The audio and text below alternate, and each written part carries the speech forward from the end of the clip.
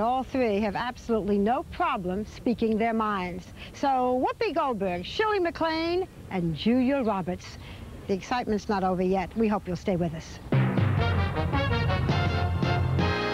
The Barbara Walters Special, brought to you by Tylenol and all the products that... She calls it her wall of shame. It's a monument of sorts to inhumanity. There are items here she refers to as negrobilia. There are racist signs. There are original documents for the sale of slaves, $500 for this young girl. The very wall screams outrage. If you're confused, it probably won't clear up matters to learn that this grim memorial is featured prominently in the home of one of our finest and funniest actors, Whoopi Goldberg. She was born Karen Johnson 35 years ago, a product of the New York City housing projects. She was raised by her mother and abandoned by her father. She became a teenage mother, whose daughter in turn became a teenage mother. She was a junkie who went from standing in the welfare lines to stand-up comedy. Yeah, like I said hi, and he said hi, and he said hi, okay? So like then he said he was having a party and said I want to go. So I said okay, and he said okay, and we said okay. And like he said, her stage name is a combination of whoopee cushion and an early family name, Goldberg. Credit Mike Nichols for seeing her talent in a small theater and bringing her to Broadway. To really understand Whoopi, you have to see this early show. Do you know what I'm talking about? One moment she breaks you up, the next, she breaks your heart. She never plays herself, but her life breathes through each character sketch and provides us with a roadmap through her childhood and adolescence. Take, for example, the little black girl who wears a yellow shirt on her head to appear blonde. Love boat, but you gotta have long hair to get on the Love Boat. And I told my mother I didn't want to be black no more. The tragic-comic surfer chick who gives herself an abortion. Like, I just messed it up, you know. I just, like, really messed it up. I'm not going to be able to have kids, and I'm not freaked out about it, you know. No, I'm not, because, like, you know, there's so much I really want to do, like, with my life, you know. And the junkie, Fontaine, who mirrors Whoopi's own former drug addiction. And I'm into books, you know. I got a PhD in literature from Columbia. So I know you don't think I was born a junkie. Now, I have an education. I got a PhD. I can't do with, you know? So I stay high so I don't get mad.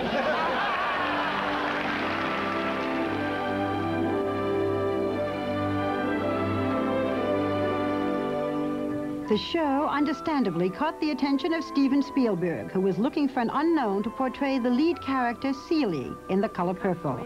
Her first film not only garnered Whoopi an Oscar nomination, it launched her career. Yes, they're children sent by God, are your children. And they are being brought up in love. And now God has sent me to watch over them. In a flash, Whoopi was the hottest black actress in Hollywood. And Hollywood proceeded to turn her into something less Whoopi and more familiar, like, say, a female Eddie Murphy. Her next three efforts were formula mainstream Hollywood movies that failed to get the attention of audiences or critics. Whoopi regrouped. She took different roles, smaller roles. It paid off. Molly, you in danger, girl. She settled for third billing in Ghost, but so gutsy is her performance that it's impossible to imagine the film without her. You for the check. Ghost went on to become one of the biggest films of 1990, and Whoopi picked up an Academy Award as Best Supporting Actress. I'm proud of you, Oda Mae. You know something, Sam? I don't care if you're proud of me. You stay away from me from now on. What is that nun gonna do with it? She can't even buy underwear, nothing. I hate you. Leave me alone. Never talk to me again.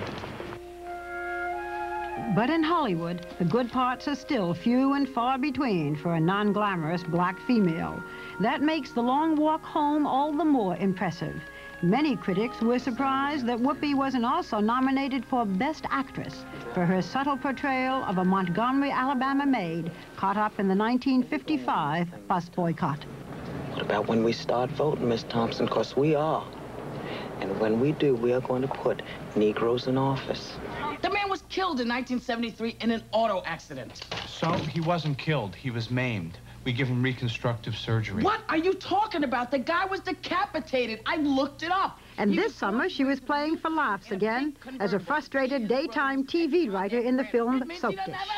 How am I supposed to write for a guy that doesn't have a head? He's got no lips, no vocal cords. What do you want me to do? Come on, you guys, come on. You know I'd do it if I could. I spent all day at welfare today. In 1986, Whoopi, Robin Williams, and Billy Crystal started Comic Relief to raise money for the homeless. She has never been shy about speaking out on issues of the day. Legal or illegal, I will make it my job to make sure that we have safe, clean abortion. The fact of the matter is that apartheid is wrong. In her home, you can also see her fascination with Native Americans. She has collected these traditional costumes for years now, and once every year, a local tribe comes to her property to place a blessing on the land. It seems her California beach house is on an ancient Indian burial ground. When we sat down to talk, she knew she had been nominated as Best Supporting Actress for Ghost, but she didn't know that in just a few weeks, she would be walking away with that Oscar. How important is it for you to win an Academy Award this year? This year, it's important to me to win one. Whether it's going to be this year or not is, you know, you never know. But it's very important to me to win one. Why? Because it's not been done since 1939. What's not been done? No black woman has had an Academy Award ever as the Best Actress, ever. And the last Best Supporting Actress went out in 1939. And that was? Hattie McDaniel. For Gone with the Wind? Yeah. So I want one. Tell me something. What's the name on your driver's license? Whoopi Goldberg. It is. It's not Karen Johnson? No. Not the real name? No. No. When you had such a pretty name, Karen Johnson's, I think, a lovely name. I know like a Tupperware lady. It is, I guess. Yes, it's like, oh, I'm so glad, Barbara, you know, talking to you today about these things like Tupperware, you know, because my name is Karen Johnson. Of course, I represent Tupperware. I mean, that's who I am, you know. But Whoopi Goldberg is a persona. Okay, do Whoopi Goldberg selling me Tupperware. It works. Buy it, don't buy it, I don't care. Put it in the fridge, put it in the microwave, you know. You don't want to use it, I don't care. That's Whoopi Goldberg. It's like, hey. Yeah. What kind of a kid were you? What kind of a childhood was it? It was pretty good. Kind of lonesome in a way, because I had a different interest than most of the people I grew up with. Kind of odd, because I've always looked like this, except now I'm taller. You know, but this was always the face, and not particularly very hip. And so I think you could dupe me really easily. And we grew up, my brother and I and my mother, speaking mostly like this. So when people spoke to us, we spoke back like this. So kids would say, hey, you want to go, like, do something? I say, no, thank you. Wham, gone, you know. You said that all your life you've been fighting insecurity. Are you still fighting the insecurity? Probably, yeah. This town makes you real insecure. You have real good reason to be insecure here. You know, I sort of try to tell the truth most of the time. You know, and it's difficult. It's difficult because, see, they'll tell you, oh, you're great, just if you could change this. We love the way you look, but, you know, could you look a little bit more like, you know, oh, you're so funny, but don't be so strong. You know, oh, that's not good what you wrote, your show, let me change it. If it sucks because I wrote it. If it dies, it will die in my arms. If it's brilliant, I'm gonna take the credit. It's mine, and nobody can touch it. Okay. At the age of 17, trying to kick the drug habit, you go into a rehab, meet a guy, get married, get pregnant. Yeah. So here you are, a teenager, with a baby to bring up, and you got divorced. How did you support this baby? Well, I became a bricklayer, you know, and I worked in a morgue.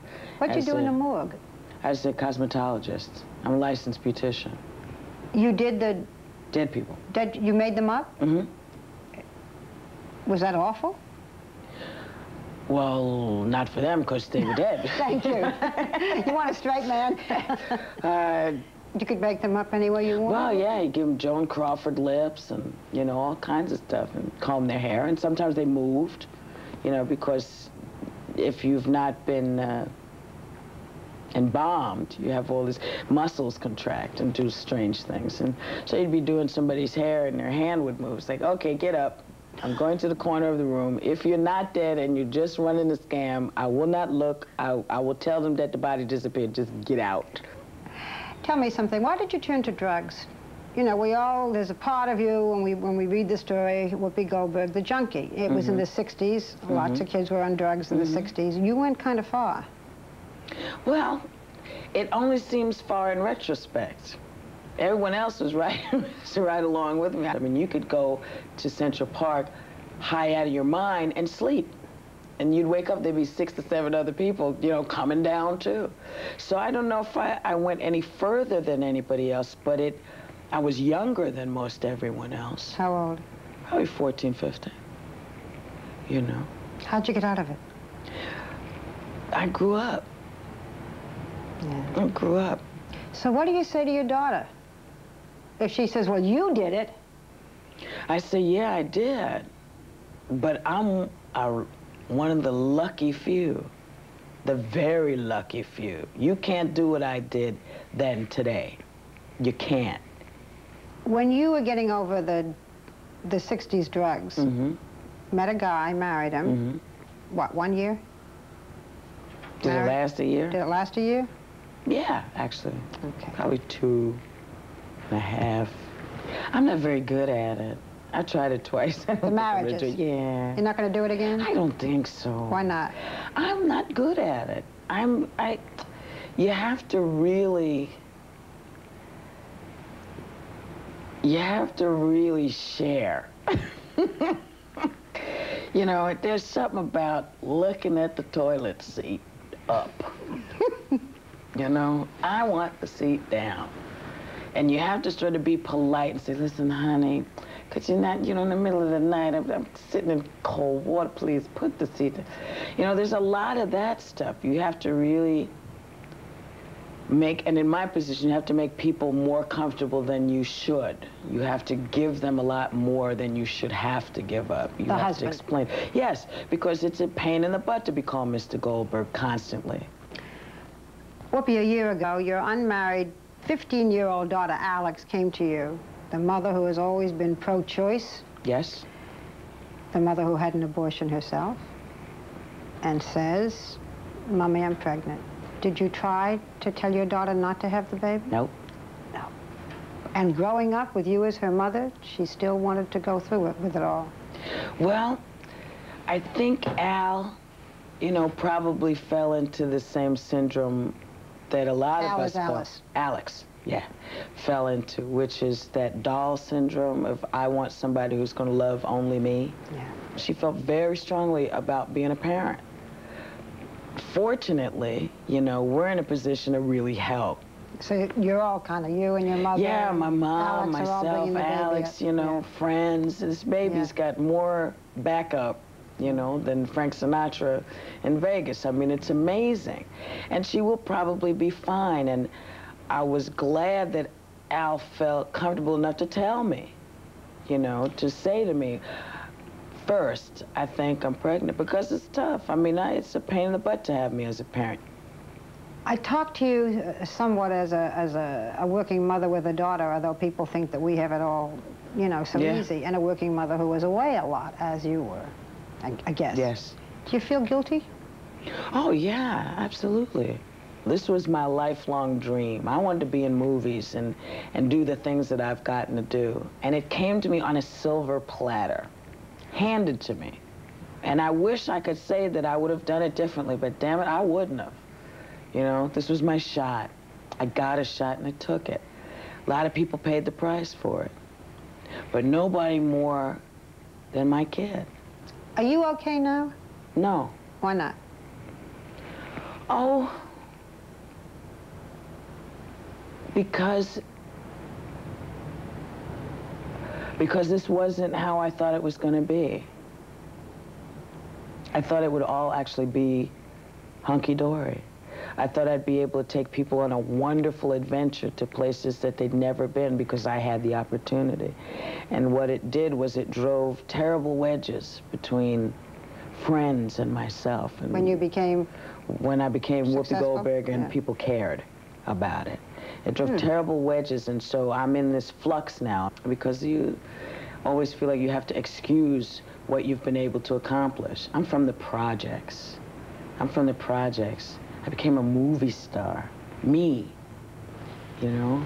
It's a great thing that's happened to me. This is a great thing. So if you do get that Academy Award, I will float on and off that stage. and she did.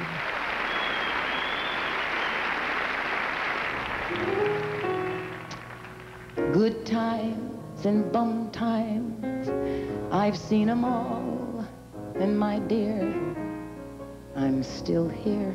It's not a high priority with me that I'm glamorous, exactly. Sometimes just pretzels and beer. It's a never-ending miracle to me that you can create magic on the stage. I've waited tables. What do you think they say when you first come out? God, I didn't know what to expect. I thought she'd be older. It was just, I'm still getting good parts. People still come and see me. It's a wonderful feeling. And I'm here. I've been an usher. I've been a homecoming queen. And I'm here. The song is called I'm Still Here, and Shirley McLaine sings it from the heart in her recent live stage show. It's a tune she finally feels experienced enough to sing, and if Shirley McLaine isn't experienced enough to sing it, no one is. Her journey began in 1934 in Richmond, Virginia. Shirley Beatty was born into a strict middle-class Southern Baptist family. Her parents, who were teachers, enrolled her in dance class because she had weak ankles. While she was discovering dance, her brother Warren was learning jazz piano. Both were determined to make it in the big time. Shirley's moment came when she was in the chorus of the Broadway musical, The Pajama Game. The lead actress broke her ankle and Shirley went on in her place. It just so happens a Hollywood producer was in the audience. There he is. Her first movie role was working under Alfred Hitchcock in the black comedy, The Trouble with Harry. Did you see his mustache and his wavy hair? Yeah, when I saw him, he was dead. Yeah, he looked exactly the same when he was alive, except he was vertical. But critics first took notice when Frank Sinatra started picking on her in Some Came Running. You haven't got enough sense to come in out of the rain unless somebody leads you by the hand. And so began a succession of roles where Shirley played what she calls doormats, women doomed to be used and abused by men.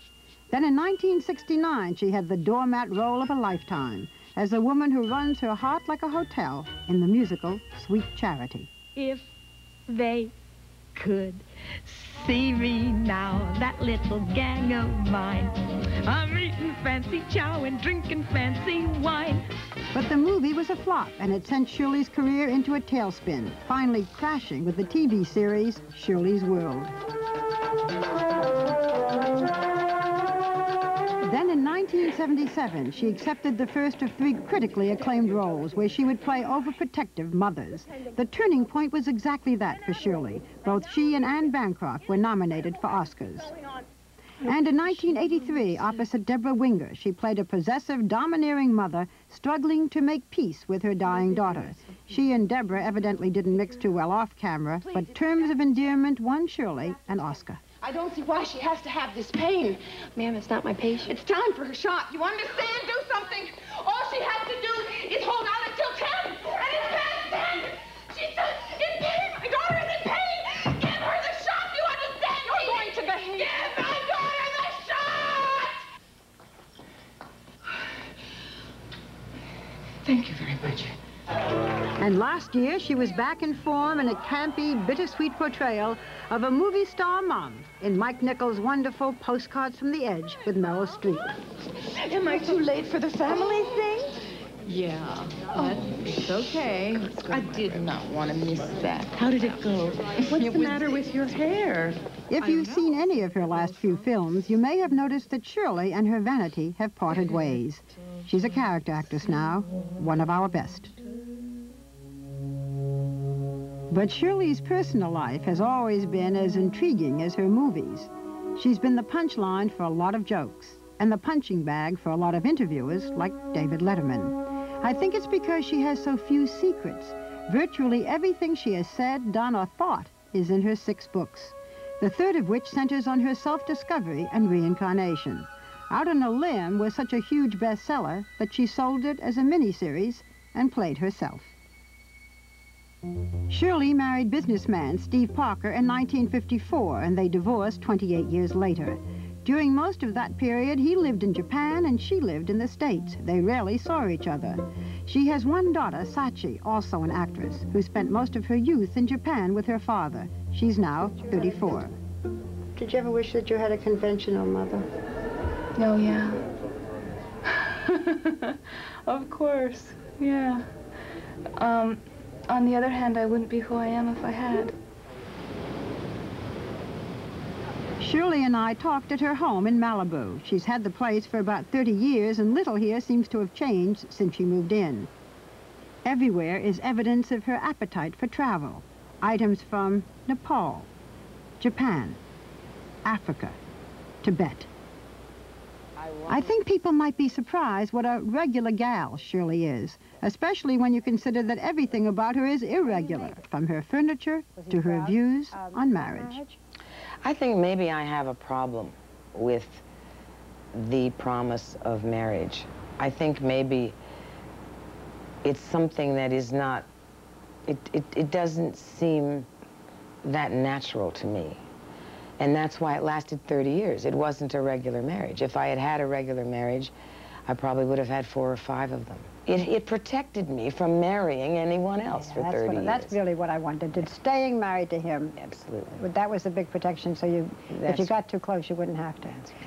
One of the things you used to say when people talk to you about marriage, and I have quotes if you want me to go through them, because, you know, I go back and I read all of them, was, well, my marriage is great. He lives there, I live here, and I can have sex with anybody I want. You know? Well, that was true.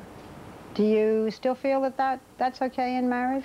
Well, see, that's why I'm confused by what marriage is, or what we as an institutionalized culture have decided it should be. So if I'm confused about what marriage is, I'd better not do it. I don't know why I feel this way. I mean, my parents had a 55-year-old marriage. A lot of it wasn't a day at the beach, but I had traditional role models. You and Warren, your brother, 2 of the most rebellious, or what's the word that I want? Independent. Or go against the grain. Yeah. Now, is it because you had parents who were so traditional? Is it It's amazing, isn't it? I don't know. That's probably why I write so much about my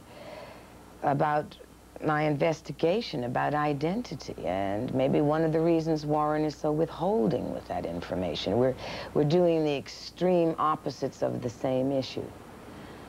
You discuss anything? Yeah. It's, you know, as well I know, and I like him enormously. Oh, well, but it's pulling it out. I think that both of us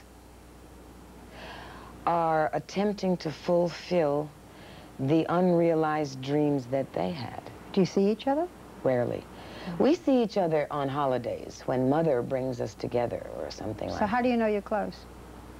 Well, that's something you always know. That's something that will never go away. We played and fought and loved each other and disagreed on many, many levels for years and years, and we know one of us is somewhere all the time. Huh. Yeah. Are you proud of each other? Oh, yeah. Oh, yeah, absolutely. Oh, yeah. Maybe it's because it's a testament to our parents. I don't know. And now your mother lives here with you. So now there are 3 generations of women. Your mother, you, and Sachi. What does that mean to you?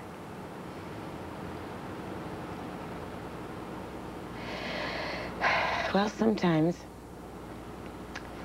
I sit with my mom and with Sachi and myself, and the observer in me, you know, the writer in me, the human reporter in me, looks at this and says, gosh, is there anything more important than a family? More important than the effect that these people have on one another? And if there's anything I've learned, and I'm continuing to learn it, is get your stuff straightened out with your parents. Because that's going to affect your stuff with your child or children.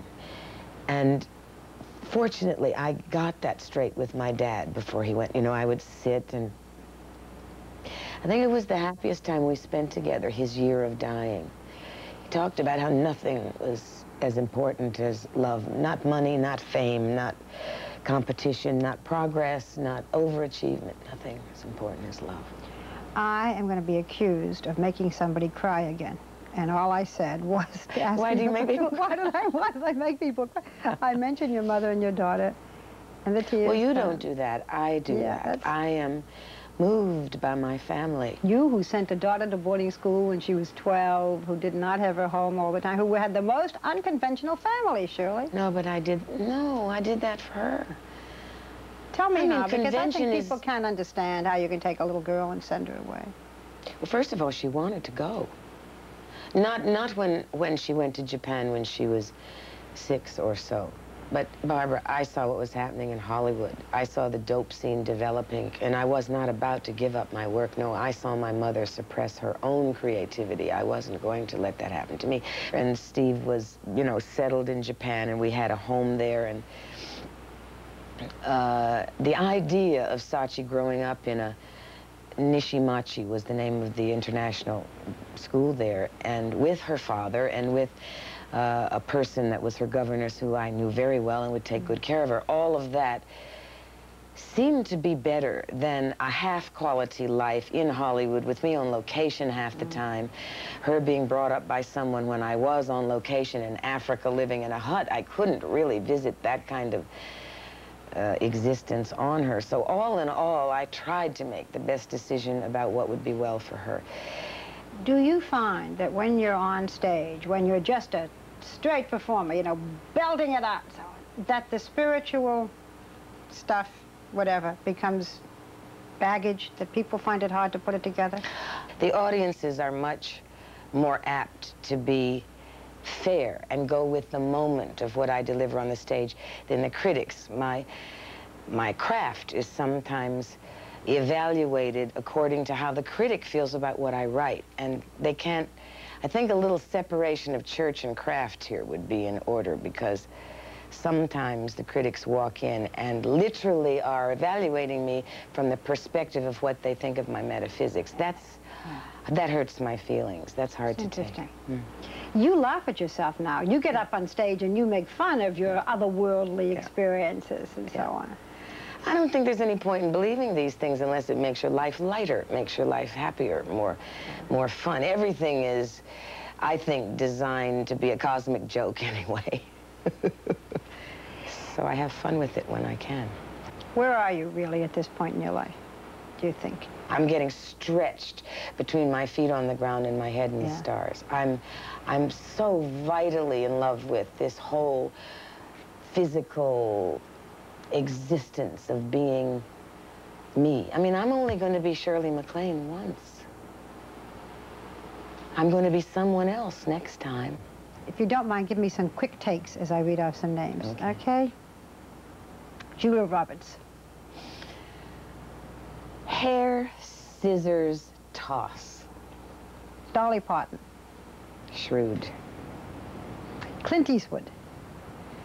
Kind, slightly lonely. Frank Sinatra. Moody. Marlon Brando. Oh, God, I'm going to cry again. He makes me cry. Deborah Winger. Trouble. I'm sorry, trouble. She doesn't make you cry. Jack Nicholson.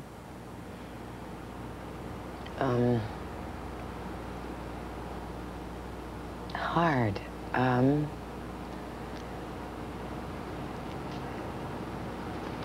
Comedic mischief.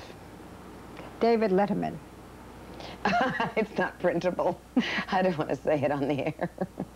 Warren Beatty.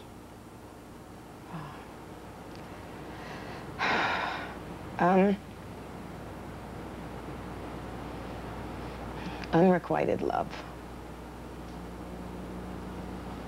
And the tears come again. Shirley McLaine.